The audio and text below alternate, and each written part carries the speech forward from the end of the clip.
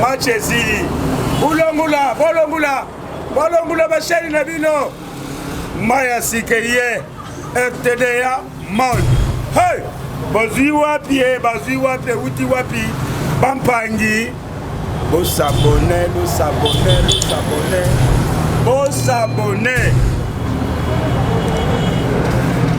bokumona ba réalité ba news information théâtre y'a bien information y'a bien tout y'a bien radio télévision Dieu et amour ce que amour réalité moi bomona ngai pena chez nos réalité mais vivant Olanda biloko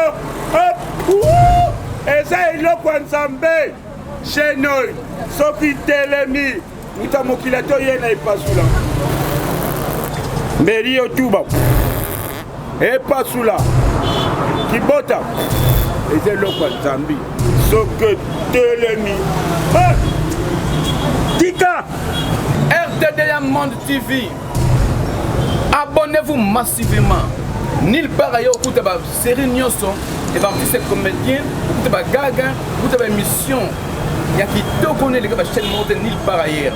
RTDA Monde, Kim Kaka. RTDA Monde, Bisengo na Bisengo. RTDA Monde, Yangonde et Fongoli dans le monde entier. RTDA Monde. Shalom, peuple de Dieu, tout pesibino mbote na kombo na Yesu Christo to kumisie parce que ya zamalam zambe a pesibiso makas à permettre encore de vivre na mokolelo c'est que tous ali ba projet en zambe tous en utile na présence na et voilà pourquoi a pesibiso encore les souffles de vie gratuitement. À chaque fois, si Dieu t'accorde merci, na bolingonae nde toujours vivre, na bolingonae nde asalibiso bateau. Après que ça ngana yo, même un arbre, même un animal, mais par son amour, à l'obi, faisons l'homme à notre image. C'est-à-dire bolingonae nde saraki que asalabiso na lolengenae. Voilà, na lobaka chaque fois, tous à la reconnaissant na bola mwanzambe na kati na bomo na biso. Vraiment yo mutozali en direct aux Olanda émission na ko senga na yo aux ala concentré Olanda émission malam du début jusqu'à la fin. Peut-être nazana kondima ete ko sunga yo okozwa quelque chose de la part de Dieu. En tout cas Nzambe amonayo. Voilà, les autres na kati émission na biso ya après cela. Émission OEP ça va toujours na révérend on est là na chaîne na biso toujours RTDA émission oyo total saka que nyonso na mokili za na après nango biso pe bato tozape na après cela na biso ndenge tolobaka mwana abandaka fétis hein, et puis après aye kozwa forme nzote bandi ko salama après et après 9 mois au mwana bimi après une année aux mona métamorphose au salama changement qui au mona après à côté classe après abandi ko tambola après donc ko sala résumé nyonso wana ya vie ya moto au mona ke moto nyonso azakana après cela nae. Mais tolobaka que le diable peut appeler ça après cela. Au moins la moto peut-être azaki na top, mais diable appelle ça après cela ya mabe. Comme peut-être na ba difficulté, nous soit ibaki nzambe makasi, mais diable appelle ça après cela a commis nae athée, a commis païen, atiki nzela bonzambe, azaki monta église mais a commis monta bar. Donc il est pas après cela nae. Mais dans cette émission, nous parlons beaucoup plus sur les après cela de Dieu. Après cela, Nzambe, ndenge tolobaka, ezaka toujours malade, toujours meilleur. Les gens ont belé dans la Bible, après cela, même Lazare, ça Paula, Paula qui déjà n'a pas belé. mais tant que tu as un moto après cela, Aïbsaka Lobi, Lazare sort. Et cette parole, et puis ça qui Lazare après cela. Na yango na zolo bake na émission oyo zolanda émission yeba été nzambe nanga akoy ko pesa après cela na mokolo ya lelo. Parce que Dieu peut changer ta situation na seconde. Nzambe akoy ko bongo la vie na yo na minute. Il est le tout puissant. Et puis tant ma décision ya ko sala quelque chose na vie na yo. Ezana mutu moko te akoy ko telemela yo. Ni bilaki la mabe ya famille. Ata banguna na yo soki nzambe alobi lelo nazopeso après cela bamata bakita okota na kati na après cela na kati na bomoi na yo parce que il est le tout puissant. Alors lelo nangi na parler un peu na après cela dans nos églises. Même ba église na biso ce qui tozo talango malamu tozo mona pe que église ezozo pe après cela non. Mais malheureusement nzela à église ezokende c'est comme si ce ne sont pas vraiment les après cela de Dieu. C'est comme si la courbe de l'église est à d'évaluer des mal en pis. Donc c'est comme si cette courbe ezokende na ndenge moko ya koshite. Donc église ezotika position normale pour ezokende kozwa pe après cela na yango. Mais après cela il y a église ezokende na ndenge ya mabe. Voilà na lingi ko parler pendant mingi na après cela il y a ba église de réveil parce que c'est comme si dans nos églises de réveil et ndeba makambo penze zali ba problème ezapena mingi na kati ya église de réveil par rapport ya ba église misusu ba religion misusu romona bazaka na position ana romona même liturgie na bango ezaka bongo maté na bango ezaka bongo échanger té mais ce qui tozie pendant na église de réveil bien aimé même yo moko zolanda émission yo aux hommes qui vraiment il y a beaucoup de changements donc tous soit après cela nakati naba église.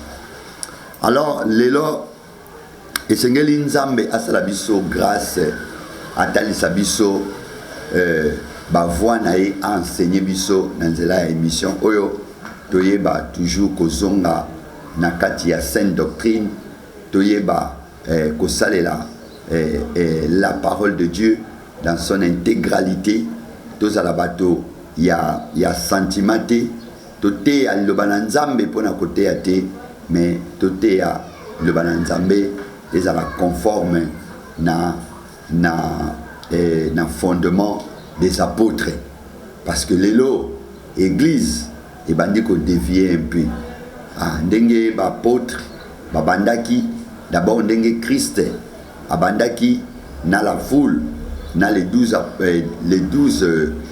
apôtres, les 12 disciples, ceux qui au tali yango okomona ezaki na ndenge nango ezaki na façon nango batambolaki mais baki pe kozwa après cela na simaliwa ya Christ après sa résurrection église ezwaki pe après cela na yango ezalaki après cela bakutanaki na ba persécution.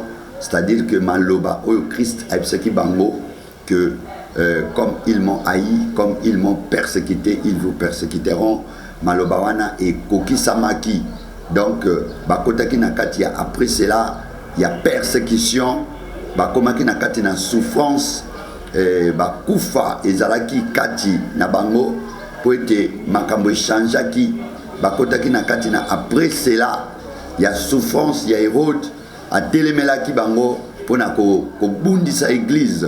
Mais ce qui est plus important par rapport na biso lelo ba gardaki toujours maloba ya Christ bazaki toujours na sainte doctrine malgré ba difficulté malgré ba persécution malgré batak oyo bazonyokola bango mais bagardaki toujours doctrine bazalaki toujours côté ya liloba na nzambe na ndenge ezali bateyaki yango na flatterie te bakendaki kolukaluka bisimbasimba te mpo bakoma spécial bakendaki kokotakota bandako te mpo bakoma spécial balonga Hérode balonga basacrificateur bascribe mais bango bavandaki toujours na kati na makomi bien que bakotaki na kati après cela bakuti na basituation mosusu mais aujourd'hui tozomona bana na nzambe mingi tango situation ekomi un peu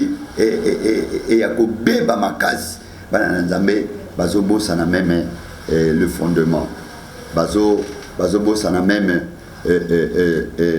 la saine doctrine comme un peu dévier yango tokomona ke église ezwi après cela na bandenge moko boyi na bandenge moko totanga nano na Matthieu chapitre 20 na Matthieu chapitre 20 ekosunga biso un peu omona ndenge nini etonga na biso ezozwa après cela na ndenge na yango pe na ndenge pe ya malamu te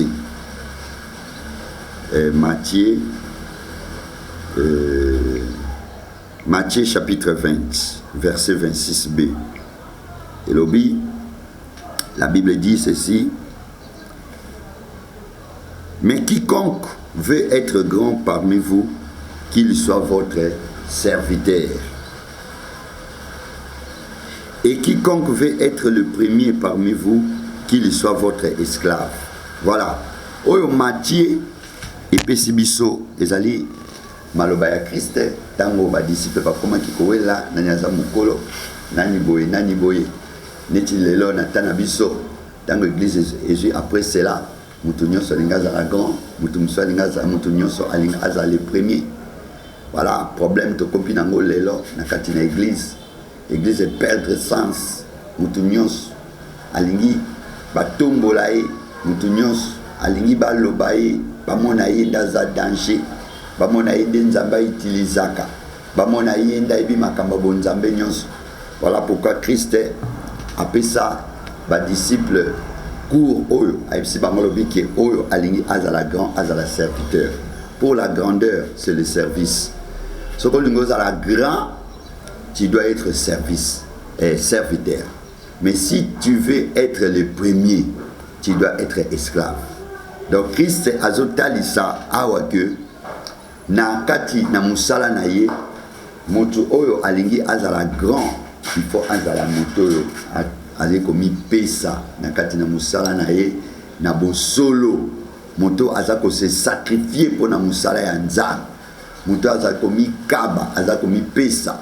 Mais lelo ozomona que église ekozwa après cela au lieu moto akoma grand na service mais moto azokoma grand na bien matériel.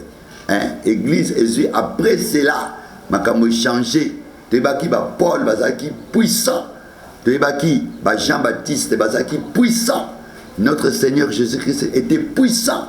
Ya bato na otanga na bakufa batika héritage te batika eloko moko te mais ils étaient grands bazaki monene parce que bazalaki bavandaki na kati ya service. Ils étaient des serviteurs bazaki ko servir nzambe avec dévouement, avec amour. Bami pesa ki na musala ya nzambe. Mais lelo église ezui après cela nous le serviteur, nous les hommes de Dieu, nous ne voulons pas servir Dieu mais tolingi tozaba grand. Nous tokoma bato minene mokili fwe babiso toza la tête toza bato liboso. Or pour toza la bato liboso Christ alobi futo comme un esclave azali moto atosaka moto obatindaka moto alobakati moto yo bazopesa ba ordre. Mais lelo okomona ke basala nzambe biso basala nzambe orgueil orgueil za makasi donc okoki koyoka mutu te yo ndefu bayoka kayo olingi oza le premier mais tu ne veux pas devenir esclave. Or Christ azopesa enseignement. Alors si tu veux être le premier tu dois être esclave des autres. Il faut zala moumbo ya bateau. Voilà ici qu'a dérapage et ce quota. voilà ici qu'à église et après cela. Voilà pourquoi mon tout nyonso na niveau ya grandeur na service nzambe tombolaka. Na service nzambe apambolaka parce que c'est ça la formule. Si tu veux être grand, tu dois servir Dieu. Donc nanzela est service nzambe apambolaka. Or nous les serviteurs bisobana nzambe to linko sel nzambe te, mais nous voulons être grands. Voilà pourquoi ebele ba komiko simba, ba komiko kota na ba monde molili, ba eko compliquer moi évangile, les autres toujours comprendre qui est qui. Makamba nzambe est comme un peu drôle.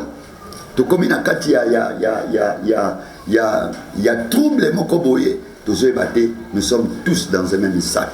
On n'arrive pas à comprendre qui est qui. Toujours yoka tout le monde à l'équipe, na télévision, na émission, alobanga na za nzambe. Les nani boise ngana za nzambe, les nani boye ngana za nzambe. Mais Christ aloba kike ba fo ba sai. Malgré biso nyonso tokoloba toza nzambe, mais te ba ke ba fo ba za na kati na biso. Yango voilà pourquoi na émission oyo nengi na talisa au moins quelques ba points oyo ekosala ke okoki ko détecter que oyo ezali ba presela moko boye na ndinga mabe ke makambo oyo ezo salama eza ndenge penza bantoma batika kite ndenge penza liloba na nzambe ekokisami te ya tozwa na mukanda ya Proverbe chapitre 25 au moins après cela mususu oisami na kati ya église. Oyebi la Bible nous dit que Proverbe toujours dans le Proverbe 25. Proverbe 25, verset 2. Dans la presse, là, monsieur continue à l'église. Proverbe 25. C'est pas ma cambo, c'est mes quotas. Proverbe 25, verset 2. La Bible dit, la gloire de Dieu, c'est de cacher les choses. La gloire des rois, c'est de sonder les choses. Donc la gloire de Dieu, c'est de cacher. Donc tant que Nzambe azobomba makambo, de gloire, naye ezomoni sama est roi. Mais gloire il y a roi, et ça c'est de sonder. Or, le roi dont on parle ici, c'est nous, l'Église, parce que nous sommes dans le sacerdoce royal. Nous sommes des rois et nous sommes aussi des sacrificateurs. Donc notre gloire c'est de fouiller, c'est de sonder. Mais gloire ya Nzambe ezali ko cacher makambo. Mais to comme na temps oyo, c'est comme si Nzambe azo caché sous makambo. C'est comme si des hommes sont plus que Dieu. Bato ba komi ko yeba makambo nyonso mokili. Donc moyen c'est que gloire epesama et pas ya Nzambe ezate. To comme na temps oyo gloire et comme ko pesama pesa basali ya Nzambe, c'est tout simplement parce que basali Nzambe bazo cacher sous makambo ya Nzambe te, bazo dévoiler tout au ezali ya Nzambe. Oyebi il y a nalandaki na télévision na temps oyo tozana ba prophète ya Nzambe na ebite so baza ba prophète ya solo oyo ba cacher na bangote. C'est-à-dire bakoye biso makambo na yo tout. Bakoye kotangela kombo apoko na yo, bakoye kotangela yo kombo na yo, kombo ya téléphone, batangeli yo même numéro anda kuna bino, batangeli yo batangeli yo, donc batangeli yo tout na minute. Donc elo ba okaché wana ezati batangeli yo tout. Or notre Dieu n'agit pas comme ça. Nzambe na biso apesaka flash de façon que mutu tanga bandi ko luka yango, lui il se glorifie. Nzambe jamais a voulu étaler makambo nyonso mbala moko, là il ne sera plus Dieu. Quand un homme arrive à étaler tout, mais gloire ne sont pas naé, yango zo mona lelo, gloire ne sont pas basali, gloire ne sont pas adadi, gloire ne sont pas prophète, parce que ayebi tout. Or Dieu pour bayeba. C'est à ce moment-là que notre Seigneur, notre Dieu, s'est glorifié. Nous avons bien. Dans le mage, mon étoile, Bazakolanda, Bayepa Hérode, Babandikotuna, est-ce que Zali, archive, Mikanda, pour Batanga, ma commis, c'est à ce moment la gloire et ce sont les païens Nzambe. Donc bah yebiti, mais Dieu a dit, Nanzela est un prophète Esaïe, le prophète de Dieu. A fongola kiteke, moi nango akobotama na Bethléem, akobotama tanga recensement, comme on a écouté à la boue, bakoluka koboma en Hérode, babotine ba okima en Égypte. Si donc ceux qui n'atteignent l'élo, nos prophètes bawana tout, bako déclarer nyonso, na date akobima, na numéro de téléphone à Joseph, bako pesa, na makambo nyonso.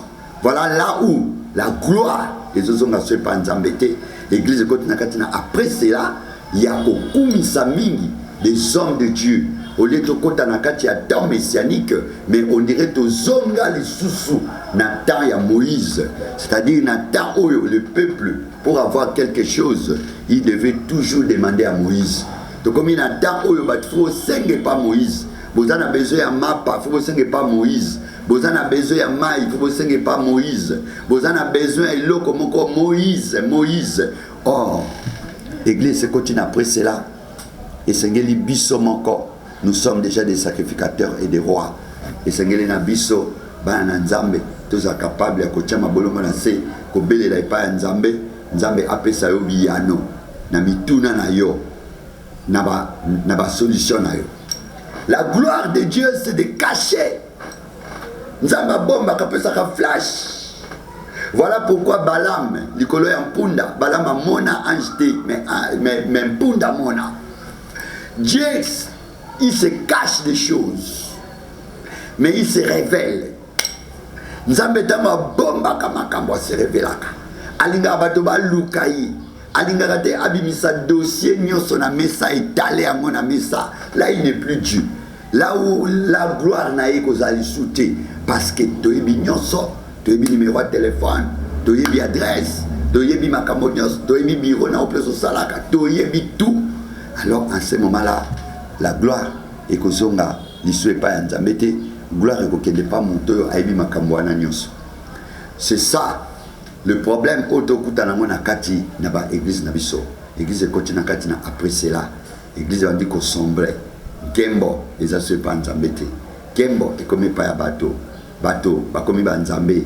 Bateau bakomi bateau oyo ba ebi nyonso. Bateau balingi baza toujours ba tête. Bateau balingi baza la toujours baza la grand. Mais na Matthieu 20 Christ azotel sabiso olingo za monene zala moto ya kosaela Nzambe na bosolo, kosaela Nzambe en esprit, kosaela Nzambe na pensée na yo mobimba. Kosaela Nzambe na motema na yo mobimba. Tant que vous servir Dieu, c'est à ce moment-là tu deviendras grand et c'est à ce moment-là tu seras aussi le premier et non le dernier. Voilà un peu qui n'a pas moqué na point oyo na après cela na kati l'église. Donc il y a un grand changement et quand na kati l'église na tango ya kala nzamba zai ko ba moqué bato bazo luka va découvrir vérité. Qu'est-ce que Dieu veut dire par là? Tout le monde a, quand la Bible n'a pas si exemple, il y a prophétie à Isaïe à déterminer quitter. Moi, c'est mon robot à vierge, à Obot. Moi, je ça et comme Emmanuel. Même Madame Marie, à Ibakate, Ange Tamba et Kopé ça et Miss Zali soutien à Bomo Inangai. Voilà, tu as été Nzambe à Pambolayo, Olandi émission Oyo, Fungwama, Zalamaele. Dieu a détaillé à Nyonsote. Nzamba bombaka. Sauf que quelque part, au détail, le nyonso, keba, tout n'a Nzambe malam. Parce que mon toit a détaillé le nyonso, comme Nzambe na yo. Oba ne peut sa gloire et pas naïe. Nzamba peut sa bisondam. Pe oitika la katam toko luka. Gloire et ce sont des païnaïs.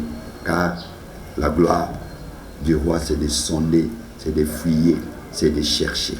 Voilà, Nzambe a Pambolabino, Wana Ezalaki. Le révérend pasteur Nela, il y a église évangile éternelle, et Zolmi na komini Angaba, et na katina émission na biso Otosalaka, il y a après, c'est là. Mon numéro de téléphone, peut-être Moutazana Moutuna, peut-être Mouta comprendre, numéro de téléphone est 085 062 55 01 085 062 55 01. Voilà, wana tokutani prochainement na pesibino nyonso mbote bayo. Merci. RTDA Monde, RTDA Monde. Ah, pas de bêtises. RTDA Monde, Makambo, s'abonner massivement. Général Moko. Ah, au moins, l'émission est bien. L'émission bêtise, l'émission polémique, l'émission propre, l'émission oh papa, maman, papa, Fanzi. Donc, pas de bêtises. RTDA Monde TV, vous s'abonner massivement. Général Moko. RTDA Monde, Makam. Tout ça, c'est une bino. Tout le temps, RTDA Monde. À suivre. Voilà, bande qu'on a biso balanti, ou les chaîne Kamoko. Donc, ça, les YouTube, beaucoup de chaîne Kamoko. RTDA Monde. Vous s'abonner massivement. Vous avez chaîne papa, maman, vous avez des batala. Chaîne épée sa conseil. Chez nous, tous avons des bêtises na qualité, ils sont à ma boue. Alors, vous s'abonner massivement. Alléluia. Alléluia. Alléluia. Oh, alléluia. Chante avec nous, alléluia. Oh, alléluia.